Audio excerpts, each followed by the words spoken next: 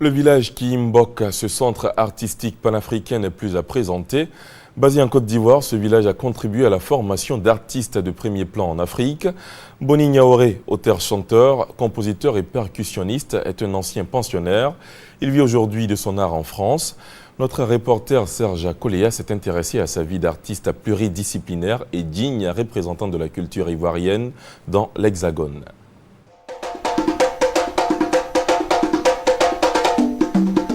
Oh, mes amis! Oui!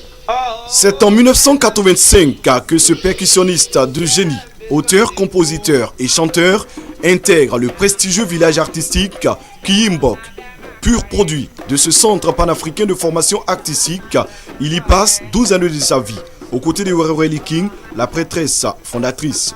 Installé en France depuis 2005 pour les besoins de sa carrière, le créateur du groupe Le Cœur à Toung Blanc garde encore les réflexes et la fibre enseignante qui a fait la réputation du village Ki. Boni transmet son savoir aux jeunes générations à Strasbourg, avec tact et surtout beaucoup de pédagogie.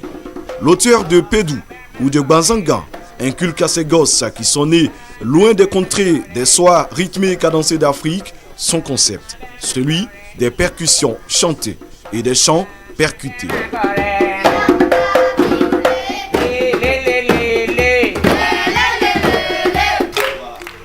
Au-delà de la formation à ses enfants, Boni Niaoré sait aussi s'exprimer sur les grandes scènes.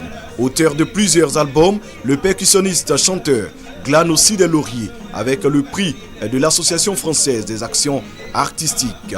En Europe, où il représente déjà dignement la Côte d'Ivoire, concerts, festivals de musique, création artistique, recherche musicale, rythme le quotidien de ce maître tambour.